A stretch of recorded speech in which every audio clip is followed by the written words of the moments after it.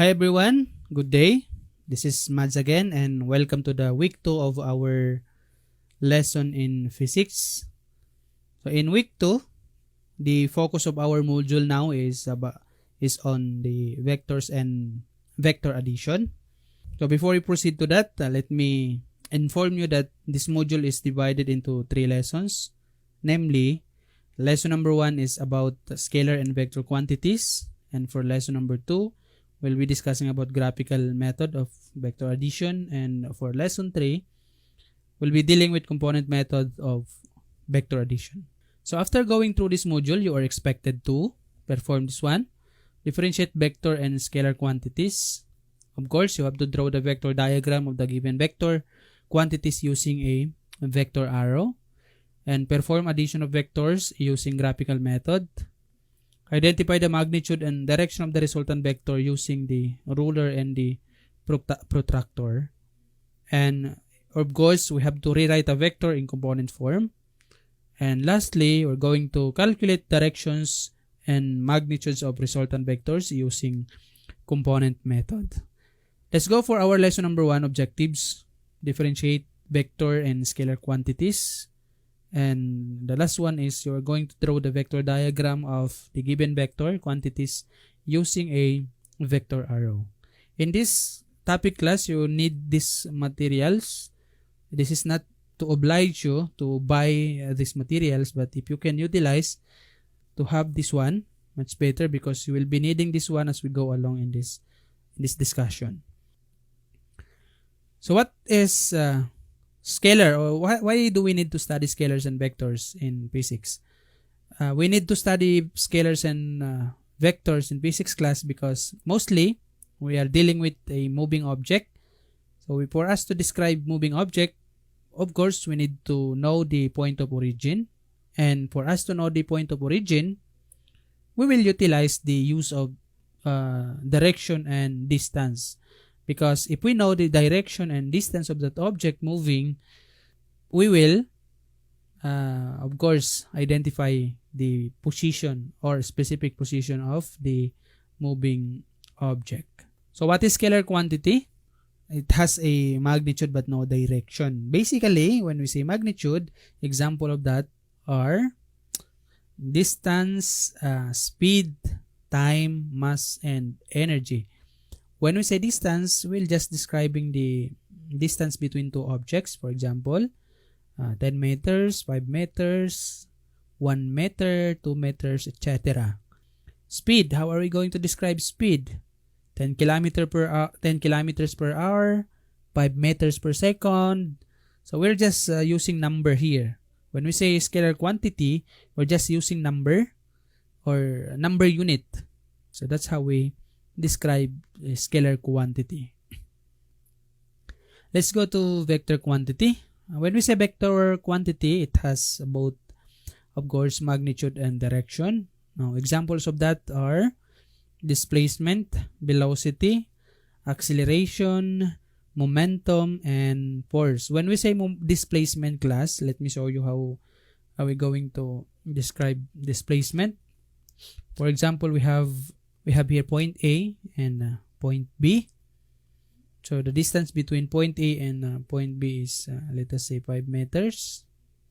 Now, if I have to travel or transfer from point A,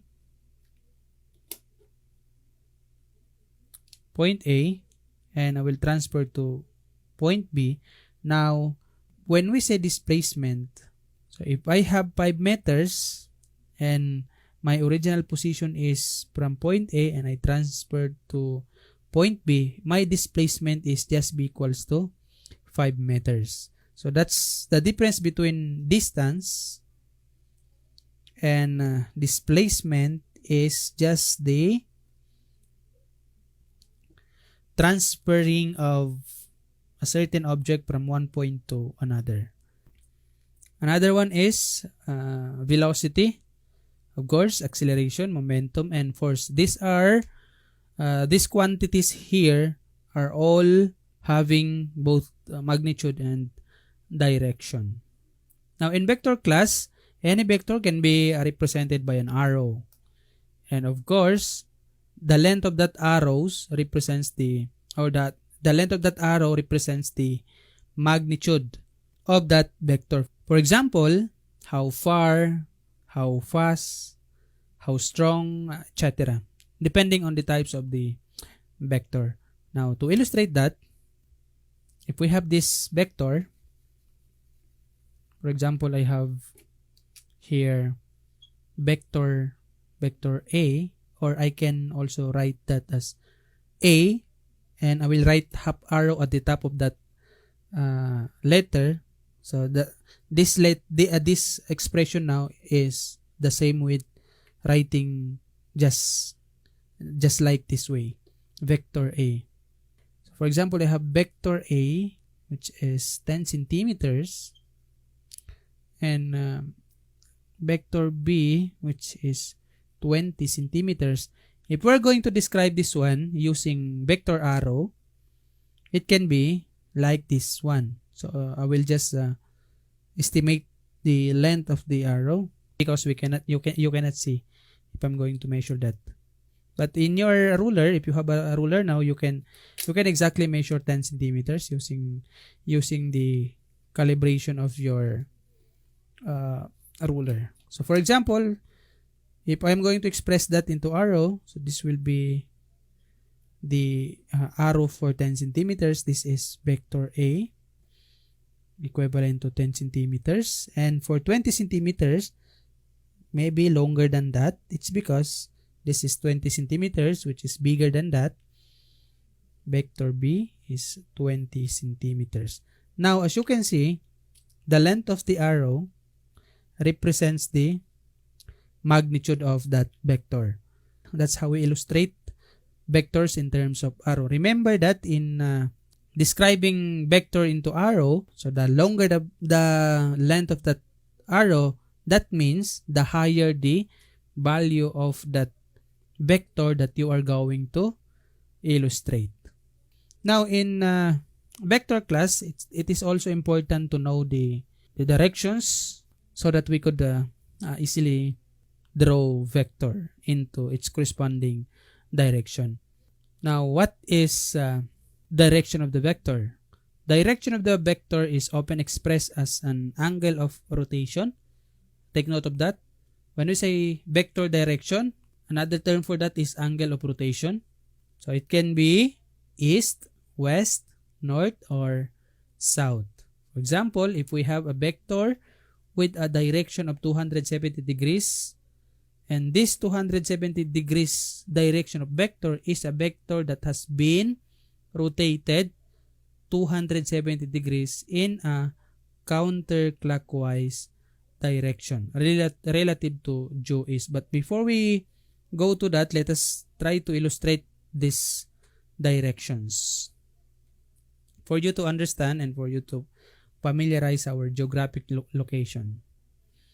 So imagine that we have here a Cartesian plane. I will draw here a Cartesian plane. Now, the best way to express our geographic location, or the best way to write our geographic location, this is very applicable in maritime field. It's because of they are using geographic location to properly navigate their way to a specific place. So how are we going to write our geographic location? I will just show you the technique so that we could properly label the correct direction of each of these quadrant. First of all, you will write nose. And after writing nose, you are going to write Z. And after writing Z, you're going to distribute each of this letter into the tip of this Z. So this is N. Follow this sequence. This is E, this is W, this is S. And you're going to draw here a simple or a small Cartesian plane and distribute this by clockwise. So N is here. So that means N is here. And E is here. So E. S is here. S. And W is here. So this is W. Now, we have now written our correct geographic location. N, E, S, W. N here is north. E is east. S is south. And W here is west. So this is now the correct expression of our geographic location. Now, take note, class, that this is also can be treated as Cartesian plane. So if this can be treated as Cartesian plane, meaning we have to consider principles in Cartesian plane. So we have also, as you can see, north is in this orientation, meaning north is the positive area of our geographic location, and east is also located here.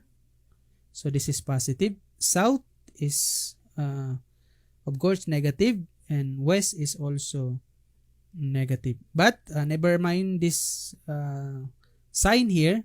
I just show you that our geographic location can also be treated like a Cartesian plane. Okay. So this is quadrant 1, quadrant 2, quadrant 3, and quadrant 4. So this is 90, 90, 90, 90. Now, if we plot the sample statement a while ago, a vector with a direction of 270 degrees is a vector that has been rotated 270 degrees. This means that 270 degrees can be located here, somewhere here. But for us to determine, or for us to plot this one using our protractor, we will be navigating, or will be finding plotting the 270 degrees by counterclockwise. So from here, this is 0 going to this one. So this quadrant is 90 plus 90 is 180. Another 90, this is probably somewhere here. This is 270 degrees. So this is how we express this statement here. So if we have a direction of 270 degrees, and probably that 270 direction is located somewhere in the part of south of west, because in the area of south and west. So another one is understanding the directions, our geographic location. For example, we'll draw here. This is north, this is east, west, and south. If I have a vector of, for example, vector A of 30 degrees, and probably this can be located here, somewhere here. So this is 30 degrees. So the location is in the area of north and east. Okay, another one. So if we have to put location here, this is 30 degrees of east of north, maybe. That's how we express that. East of north. Okay, another example. If I have, let's try to express or identify the location of these vectors. So for example, I have here vector A. So the angle is let's say 30 degrees, and I have here a vector wherein, let us say, the angle is 60 degrees. So this is west, east, this is south, and this is north. Okay, let's go to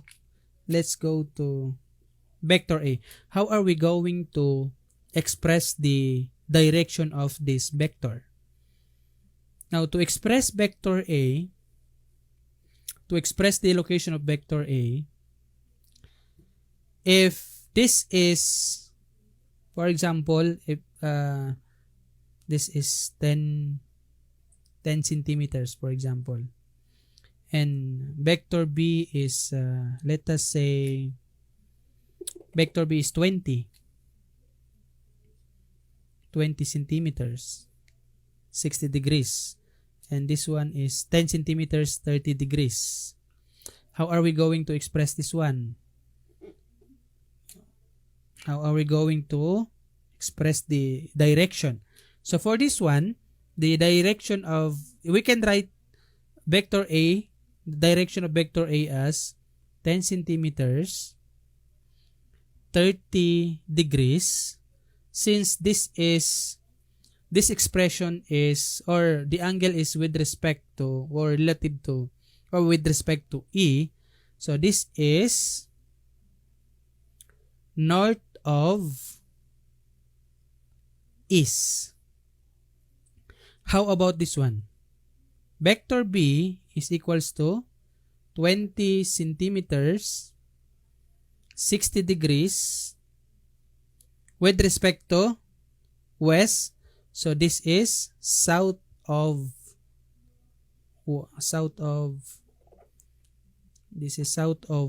west.